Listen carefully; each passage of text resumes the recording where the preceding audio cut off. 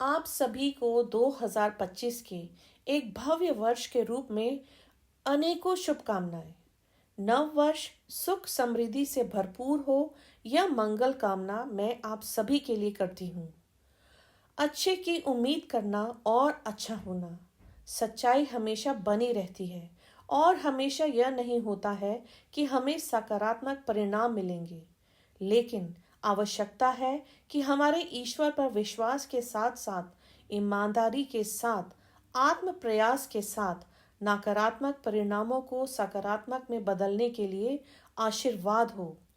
यह हमारा सामान्य अनुभव है कि जब समय उपयुक्त होता है हम अपने आप को सातवें आसमान पर मानते हैं, और जब हम विपरीत होते हैं तो हम अपने स्वयं के निर्माण के रसातल में डूब जाते हैं।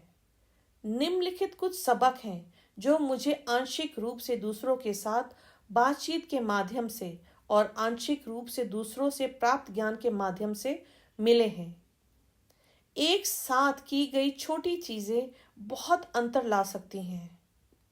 जब भी हम छोटी लेकिन यथोचित रूप से महत्वपूर्ण चीजों को गंभीरता से लेते हैं तो निश्चित रूप से हम जीवन में बहुत बड़ा बदलाव ला सकते हैं। इनमें से कुछ का उल्लेख नीचे किया गया है, जैसे कि धन्यवाद देना। हम जो कुछ भी हैं और जो कुछ भी हमें मिला है वह हमारे ईश्वर के आशीर्वाद से है। ऐसा करके हम जीवन में नए दृष्टिकोणों के लिए अवसर की एक खिड़की खोल रहे हैं जो भगवान की कृपा के कारण है। हमारा शारीरिक, मानसिक और दूसरों के साथ संबंध भी स्वर्णगीन कल्याण के अधीन है। यह भी उन्हीं की कृपा से संभव हुआ है। हमें सांस लेने और उपयुक्त वातावरण में रहने के लिए दिया गया प्रत्येक क्षण भी उनकी देन के कारण है। इसीलिए हमें उसे हर चीज के लिए धन्यवाद देना चाहिए। बहुत कम लोग हैं जो अपनी उपलब्धियों के लिए भगवान को धन्यवाद देते हैं, लेकिन हमें ये बिल्कुल नहीं भूलना चाहिए कि जो कुछ भी हमारी जिंदगी में हो रहा है या जो कुछ भी हमारे साथ घटित होगा वो परमात्मा की इच्छा के बगैर कभी भी संभव नहीं है।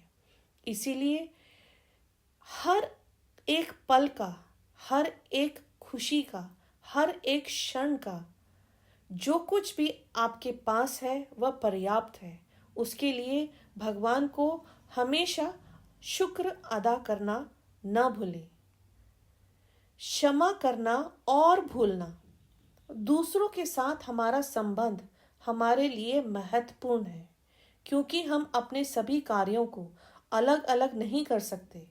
अतः जब भी हमें कोई भेदभाव हो तो क्षमा करने और भूलने की भावना से उसे और बिगड़ने नहीं देना चाहिए। इस तरह कई रिश्तों को बचाया जा सकता है। हम में से बहुत सारे लोग ऐसे होते हैं जो सॉरी बोलना बिल्कुल पसंद नहीं करते। उनको लगता है उनका अहम इतना बड़ा होता है कि एक छोटा सा शब्द सॉरी उनके मुंह से निकलता ही नहीं है। अगर आप अपने रिश्तों को या अपने संबंधों को बचाना चाहते हैं तो अगर आपकी गलती है, अगर आपका रिश्ता एक सॉरी बोलने से सुधर रहा है तो सॉरी बोलने में क्या हर्ज है। देने से हमें खुशी मिलती है। अगर हम किसी की ज़रूरत को पूरा करते हैं तो ये हमें तृप्ति देता है, जिससे हमें खुशी मिलती है। हम सूर्य के नीचे किसी भी चीज़ की भरपाई नहीं कर सकते।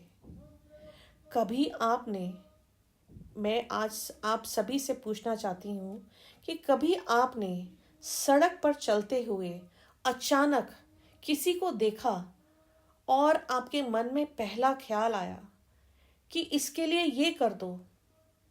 क्या आपने वो पहला ख्याल कभी सुना है? कि ऐसा कहते हैं कि जो पहली आवाज़ आपके मन से आती है वो आपकी आत्मा की आवाज़ होती है, और आत्मा की आवाज़ यानी परमात्मा की आवाज़। हम में से बहुत लोग हैं जो सोचते हैं कि हम ऐसा करेंगे, परंतु करते नहीं हैं। कभी आप ट्राई करके देखिए।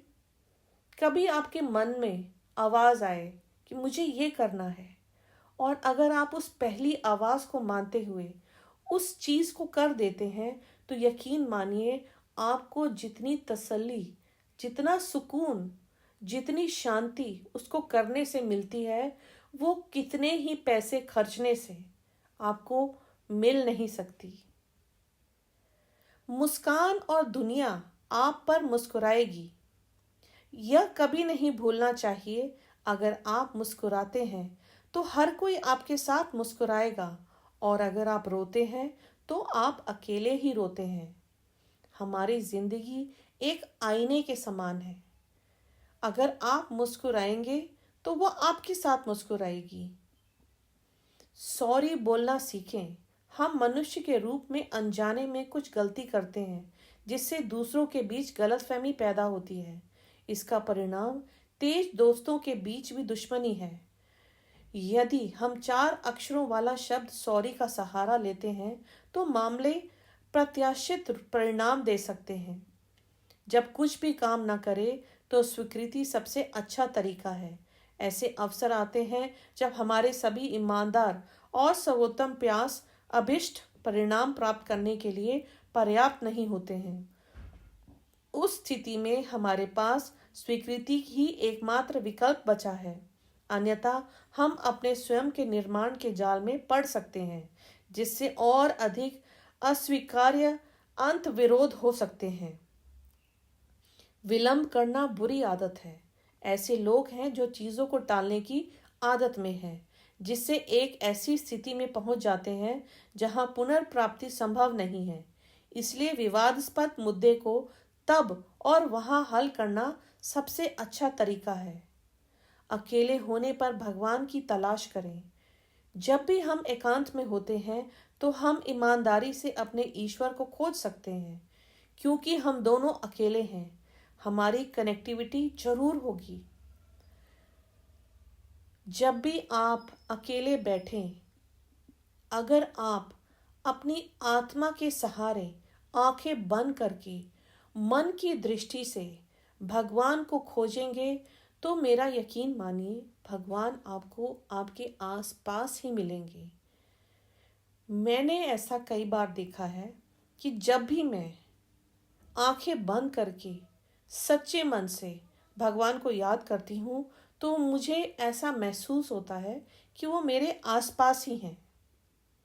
जब कुछ भी काम ना करे तो मौन बेहतर काम करता है। यह कभी भी नहीं भूलना चाहिए कि किसी ने कभी भी बिना किसी शब्द काटे या बहस किए जीत हासिल नहीं की है। परिवारों और दोस्तों में हमारे कई मतभेद तब हल हो सकते हैं जब हम बार बार कोशिश करने के बावजूद शब्दों में हमारी बात समझ में नहीं आने पर चुप हो जाते हैं। अज्ञानता दूर होनी चाहिए। हमें जीवन भर हमेशा विद्यार्थी रहना चाहिए। हम किसी से भी और कहीं से भी कुछ भी सीख सकते हैं। यह हमेशा याद रखना चाहिए कि अज्ञानता अंधकार का पर्याप्त है और हमें कभी भी कहीं भी नीचे खींच सकती है। हम सभी चाहते हैं कि हमारा इच्छित कार्य तुरंत हो जाए, लेकिन इस तरह की जल्दबाजी में हम अपनी सुरक्षा भूल जाते हैं या आने वाले खतरे का अनुभव लगाते हैं जो कभी भी आ सकता है। तो कहिए, कैसी लगी आप सभी को ये सारी बातें? अगर आपको अच्छी लगी तो प्लीज़ इसे अपनी ज़िंदगी में ज़रूर अपनाएं। 2025 का साल आप सभी के लिए मंगलमय हो। धन्यवाद।